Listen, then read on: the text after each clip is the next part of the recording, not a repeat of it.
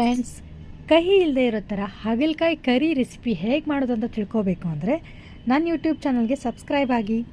Cook with Rashu YouTube channel, ಹಾಗೆ Facebook page ಕೂಡ ಇದೆ. Follow me for healthy and easy recipe.